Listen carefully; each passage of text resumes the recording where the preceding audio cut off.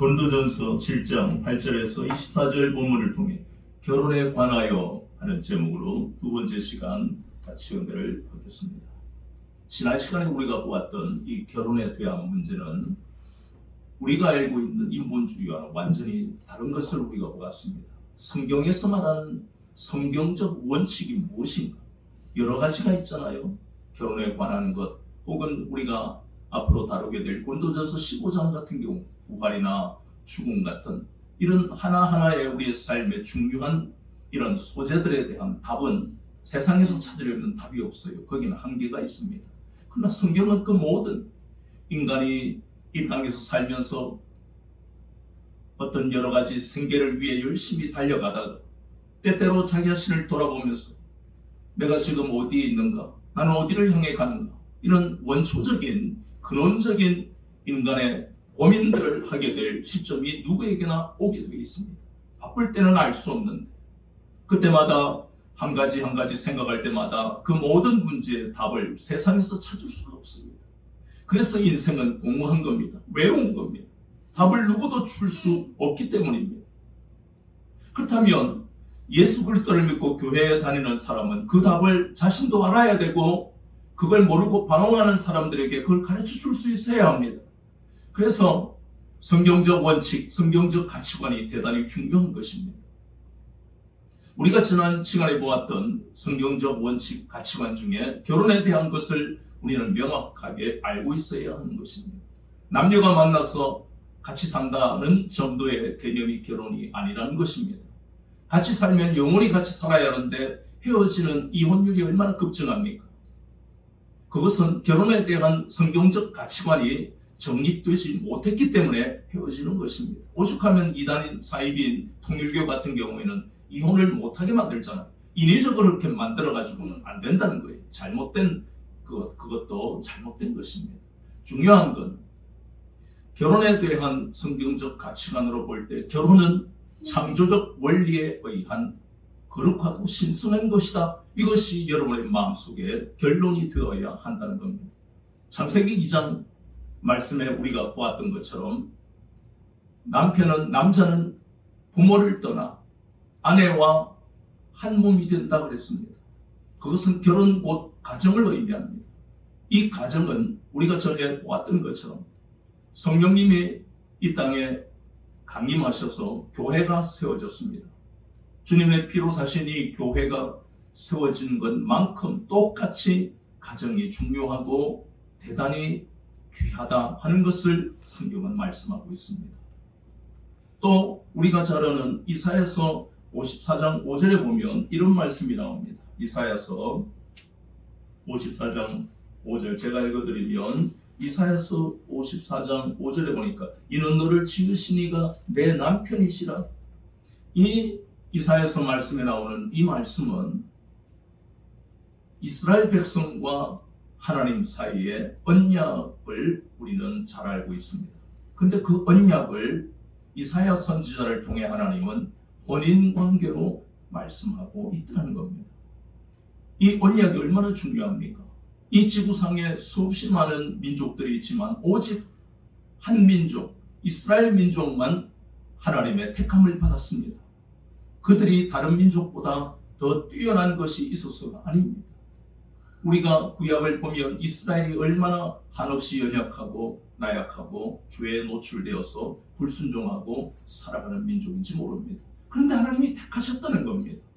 전적인 하나님의 섭리로 주권으로 택하셨기 때문에 그들이 하나님과 언약을 맺을 수 있었습니다.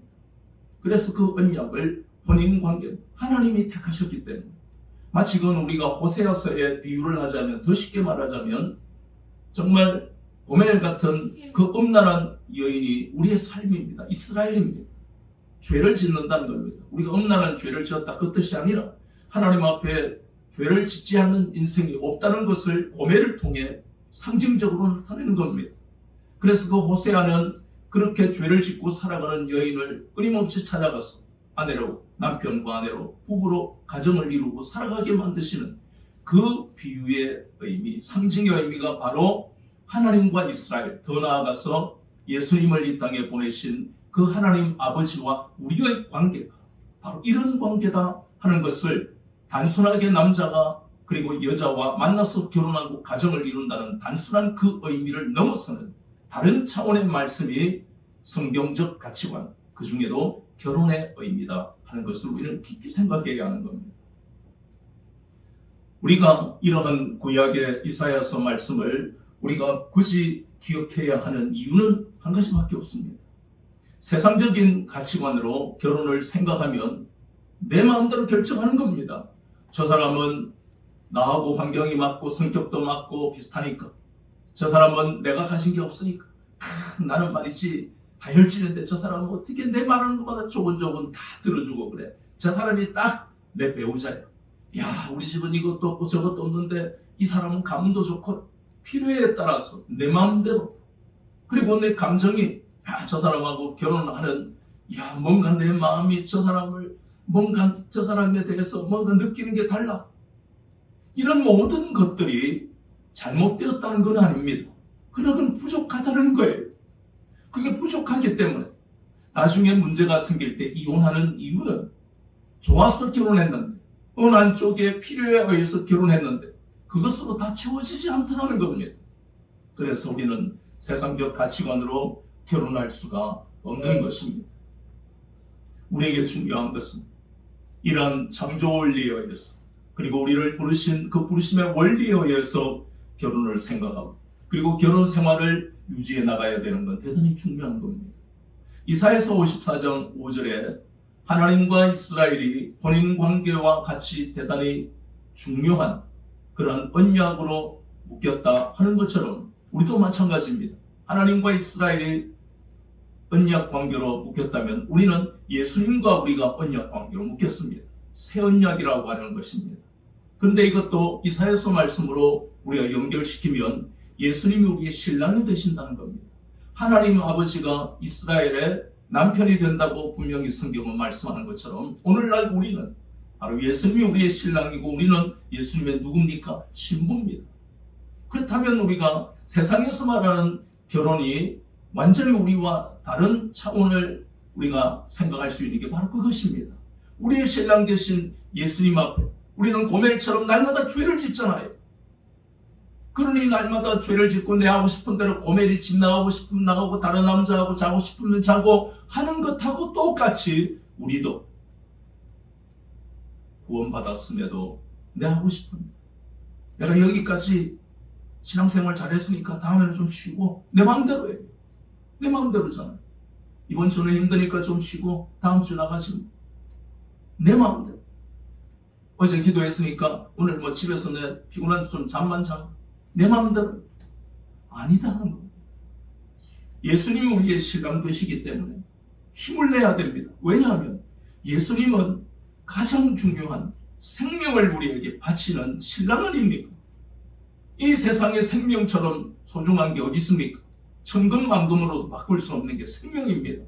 그 생명을 우리에게 주시기까지 우리를 사랑하시는 그런 신랑 아닙니까? 그런데 신부인 우리는 예수님께 우리가 생명을 드리라고 예수님이 우리에게 말씀하십니까? 아닙니다. 우리에게 원하시는 게 없어요. 이런 신랑이 어디 있습니까? 오직 한 가지, 네 믿음을 지켜라. 그게 순결한 신부가 해야 할 역할입니다.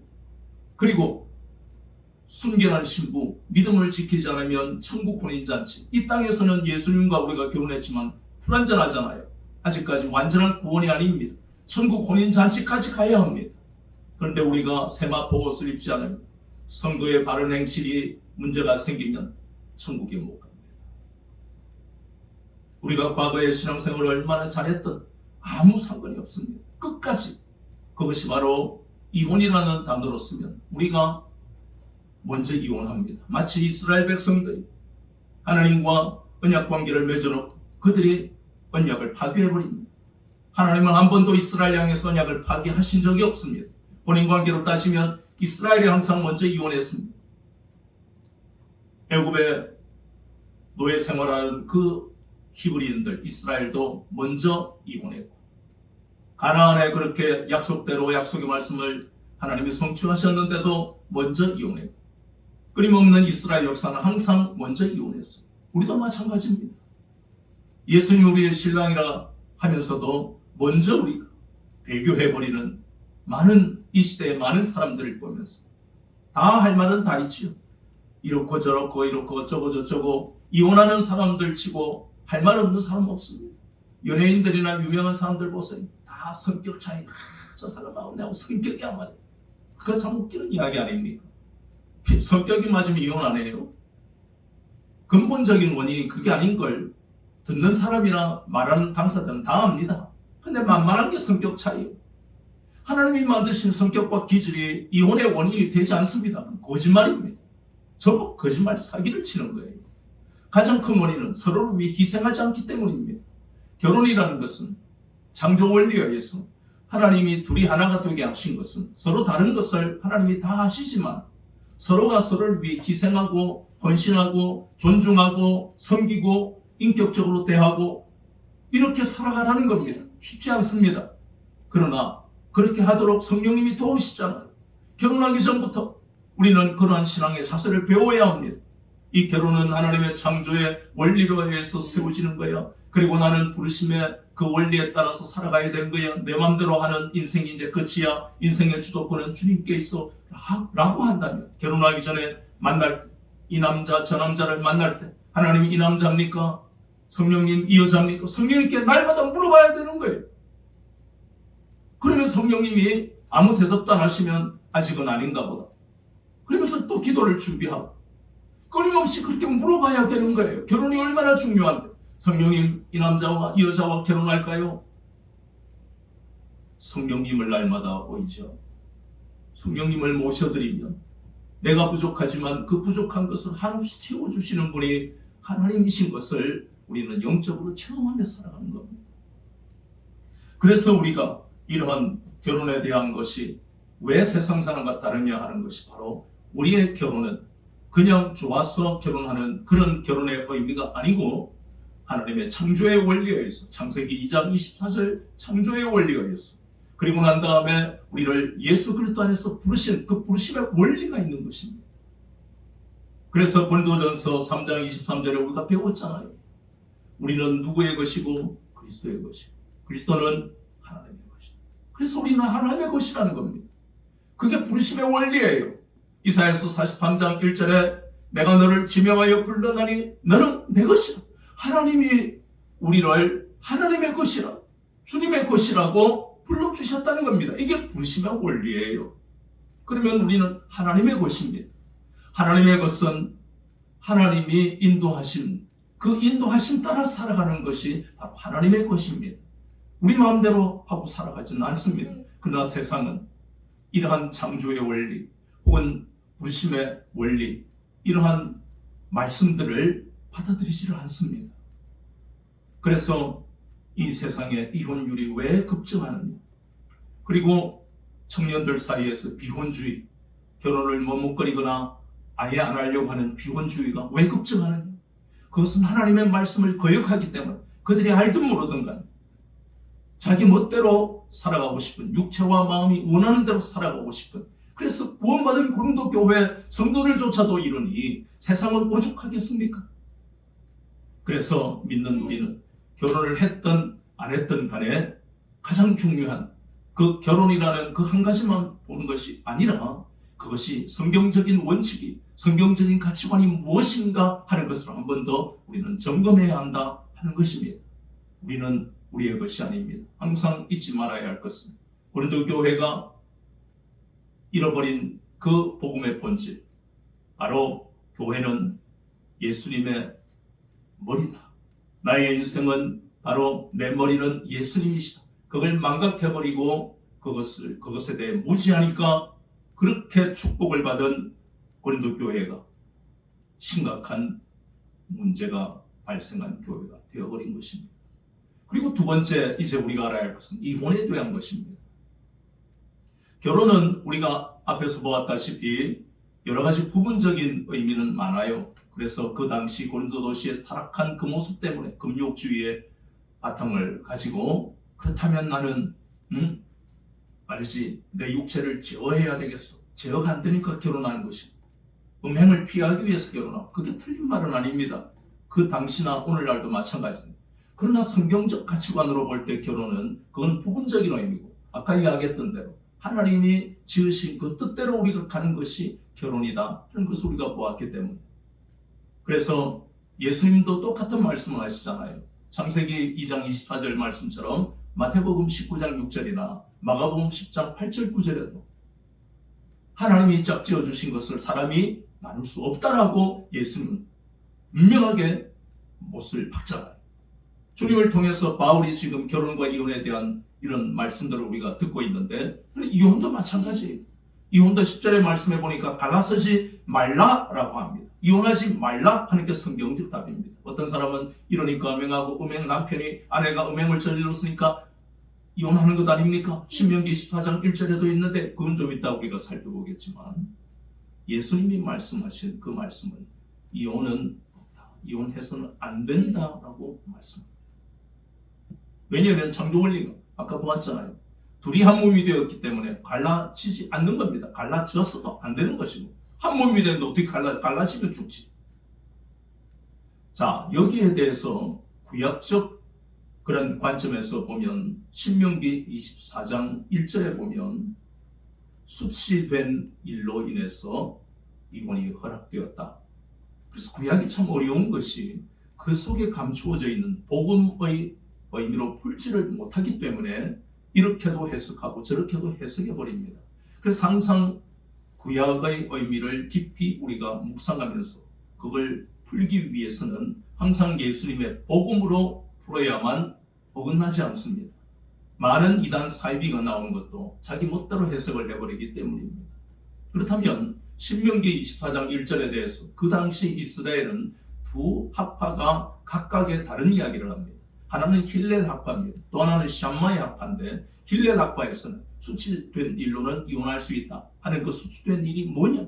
그들은 주장하기로 아내가 여러 가지 옷매무새가 단정하지 못하고, 또 수다를 떨고, 음식도 제대로 만들지 못하고, 우리가 들어봐도 이건 너무나 정말 이거는 사소한 일 아니냐. 그런데 그 사소한 일을 가지고 이혼할 수 있다라고 합니다. 이건 완전히 일방적인, 남자에게 유리하도록 해석해버린 것이 바로 힐렐 학파의 그런 주장입니다. 오늘날 그러면 얼마나 많은 사람들이 다 그렇게 해서 이혼해버리죠. 근데 샴마의 학파는 그렇게 이야기를 하죠. 수치된 일은 이런저런 사소한 일로 남자에게 유리하게 해석하는 게 아니라 오직 한 가지, 음행한 연고 외에는 절대 이혼할 수 없다라고 합니다. 그런데 그 부분적인 음행에 대해서도 예수님이 말씀하신 그 복음을 통해서 우리는 완전히 해석할 수가 있는데요. 그래서 오늘 말씀에 나온 것 중에 15절 하반절에 그러나 하나님은 화평 중에서 너희를 부르셨느니라. 이것을 가지고 우리가 생각을 한다면 남편이나 아내가 혹은 음행이나 여러 가지를 해서 같이 살기가 얼마나 괴롭겠어요. 그러나 우리가 알아야 할 것은 아까 우리가 이야기했잖아요. 우리의 신랑은 예수님입니다. 예수님은 가장 소중하고 가장 가치 있는 생명을 우리에게 내어주셨습니다. 그렇다면 이 땅에서 그렇게 내어주신 그 인생을 살면서 또 다른 나의 배우자를 만나게 하신 그리스도 안에서의 그 만남 속에 배우자로 인해서 겪는 고통은 누구에게나 다 있습니다. 말로 다 못하는 고통들이 부부에게 다 있습니다. 처음에는 좋아서 기분은 내가 당신 없으면 못 살아. 연애 시절은 다 누구나 그럽니다. 그러나 이게 한 5년 지나고 10년 지나 보십시오. 연애 때 몰랐고 감춰져 있던 것들이 드러나니까 아이고 정말 내 전 남편하고 내가 한 침대에서 누워있기를 싫어하고 말이야. 이런 일들이 비일비재합니다. 그래서 이혼하는 사람도 많아요.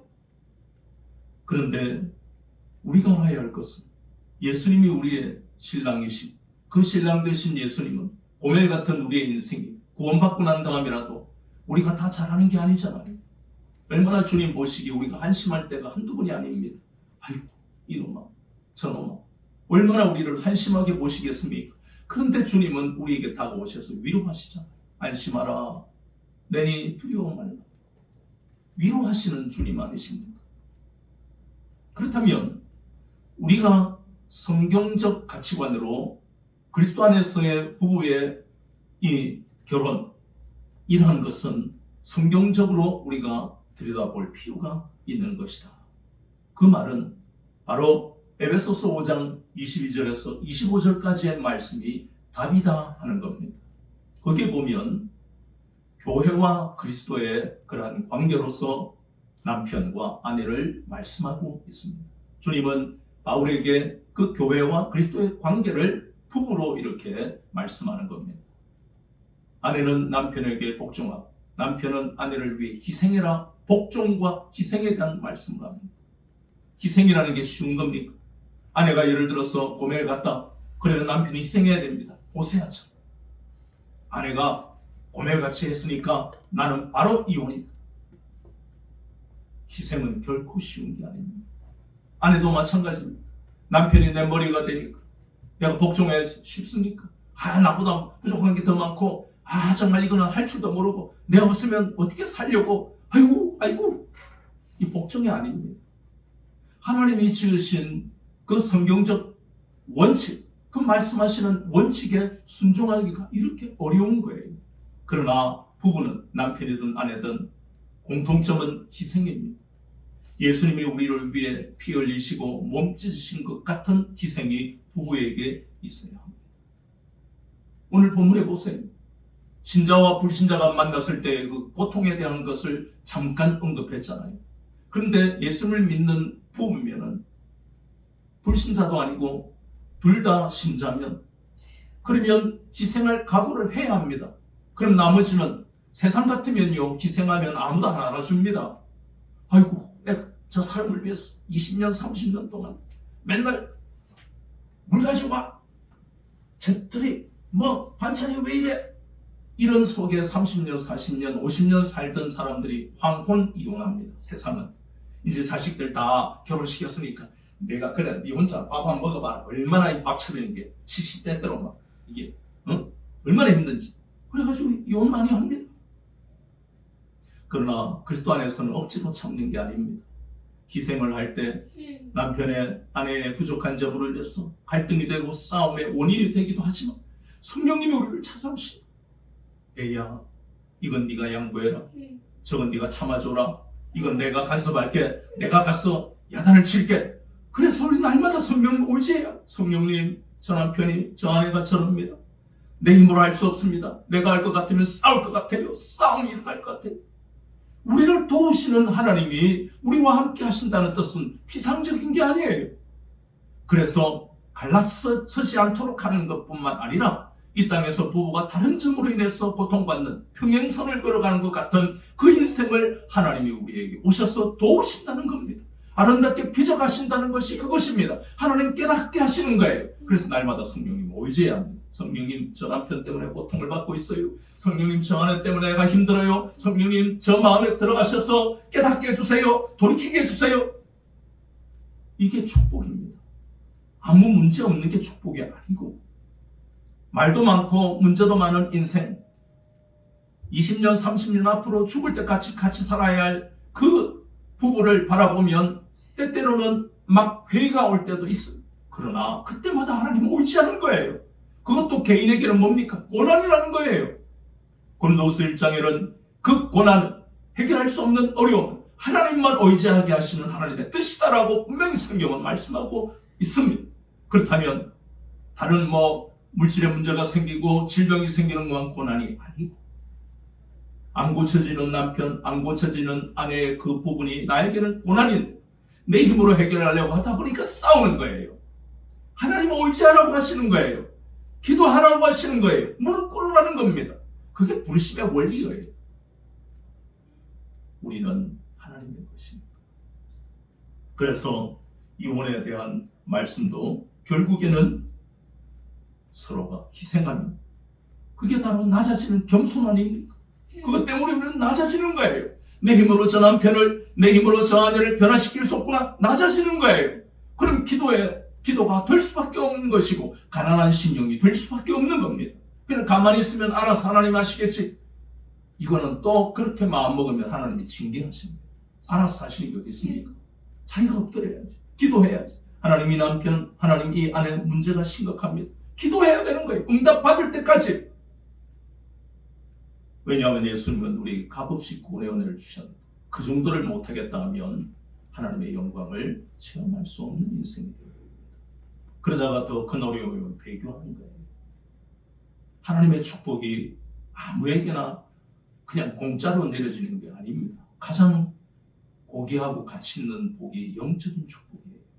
물질이나 만남의 복이나 건강이나 이런 것도 참 감사하죠. 그러나 가장 큰 복은 영적인 복입니다. 늘 하나님과 소통하고 열려있는, 늘 영적으로 예민하고 성령님의 역사에 감수성이 뛰어난 이 영적인 복이 얼마나 큰지 모릅니다. 그런 복을 그냥 주시겠어요? 고난 없이. 그래서 이혼은 그리스도 안에서 절대로 안 된다라고 성경은 말씀합니다. 그러므로 우리가 독신에 대해서도 우리가 보았던 것처럼 우리가 정리하면 결혼 그리고 독신, 이혼이라는 이러한 하나하나의 문제가 결코 쉽지 않습니다. 그러나 성경에서 어떤 원칙을 정해놓았느냐 하는 것을 우리가 알아야 하고 깊이 알아야 하고 두 번째는 거기에 순종해야 한다는 겁니다. 우리가 보았던 것처럼 결혼에 관해서는 하나님의 창조의 원리에 의해서 그리고 부르심의 원리에 의해서 이루어지는 것이다. 그러니까 하나님이 짝지어 주셨기 때문에 이제는 우리가 태도를 달리해야 한다는 겁니다. 저 사람은 이런 단점에도 불구하고 하나님이 나에게 짝지어 주신 사람이야. 그래서 존중하는 거예요. 왜냐하면 두정이가 와서 저기 말이지 대단한 집안이야 이렇게 해서 한 것도 아니고 하나님이 짝지어 주신 거예요. 인생이 아니고 그럼 존중할 만한, 존중받을 만한 상대방은 가치가 있는 사람이에요. 우리 눈으로 볼 때 부족한 것, 그거는 우리가 얼마나 한없이 하찮은 존재인지 모릅니다. 우리가 알지 못하는 그 속에 보석이 얼마나 대단한 게 숨어있는지 우리는 모르잖아요. 그래서 우리가 평가한다는 것은 우리 웃기는 이야기예요. 하나님이 나에게 붙여주셨다는 것은 하나님이 그 사람 속에 어마어마한 보석을 감추어 놓으셨다는 거예요. 발견 못하는 우리가 회개해야 되는 것입니다. 그래서 존중하는 것은 억지로가 아니고 하나님이 나에게 보내신 배우자니까 존중하고 그래서 저 사람, 나도 그런 것처럼 저 사람도 하나님이 택하셨기 때문에 인격으로 말하고 행동하는 것이에요. 소리 지르고 성질 부리고 이건 회개해야 되는 부분. 하나님 앞에 대적하는 겁니다. 하나님이 맺어주셨는데 그 사람의 배후에 하나님이 계시는데 그 사람을 향해서 소리 지르고 온갖 행동을 다 하는 것 하나님을 대적하는 거예요. 회개해야 될 법이에요. 그래서 결혼에 대한 가치관이 성경적인 게 완전하게 여러분 마음속에 자리 잡고 있어야만 하나님이 그 가정을 그 배우자를 간섭하시는 겁니다. 이혼도 마찬가지입니다. 하나님이 짝지어 주신 것은 결코 갈라설 수 없다고 분명히 말씀합니다. 독신 받은 은사대 실제로 우리가 보니까 독신 은사를 받은 사람 그렇게 은사대로 살아가야만 합니다. 받지 않았는데 독신으로 살아가는 것도 하나님 앞에 죄를 짓는 것이에요. 이 모든 결혼 그리고 독신 그리고 이혼의 이 모든 것들이 한 번 더 반복하면 창조의 원리로 하나님이 짝지어 주신 것이다. 그리고 그 부부 혹은 결혼을 앞둔 청년들이라도 하나님이 부르신 그 부르심의 원리대로 해라는 것은 어떤 자리에 있었든 유대 그리스도인으로 부르심을 받았다 아니면 이방 그리스도인으로 부르심을 받았다 혹은 여기 나오는 대로 무할례자일 때 부르심을 받았다 할례자일 때 부르심을 받았다 이런 어떤 내가 무슨 일 어떤 직장을 가졌을 때 부르심을 받았다 그 부르심을 받은 그 자리에서 그대로 살아가면 되는 거예요. 중요한 것은 이제부터는 내가 주인이 아니고 더 이상 하나님의 것이 되었다는 것을 분명하게 생각하면서 내가 부르심을 받은 그 자리에서 하나님의 영광을 위해 살아가야 한다 하는 것이 성경적 가치관. 그 중에도 우리가 다루는 이 7장은 결혼에 대한 성경적 원칙. 이것을 일평생 우리가 마음에 새기면서 살아가야 해요. 그래야 우리가 하는 행동 그리고 말 이런 것들이 죄인지 아닌지를 그걸 알 수 있고 깨닫는 것은 바로 이 모든 성경 속에 나오는 원칙들입니다. 가치관이라는 거예요. 그 가치관이 기준이 되어야만 하나님 앞에 회개라 빨리빨리 은혜를 다시 회복하고 우리는 이 죄악 많은 세상에서 하나님의 도우심과 축복하시는 삶을 살아갈 수 있는 겁니다. 그래서 오늘도 끊임없이 이 말씀을 깨닫게 하시는 성령님께 매일매일의 삶을 물어보고 성령님의 인도를 받았습니다.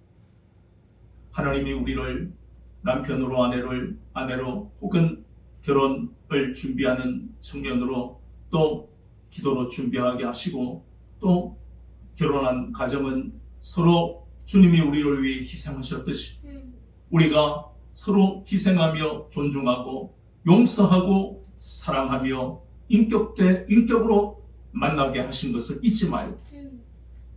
그래서 그 모든 말 한 가지, 생각 하나까지도 하나님께 영광이 되는 삶을 사시기를 우리 주 예수 그리스도 이름으로 축원합니다.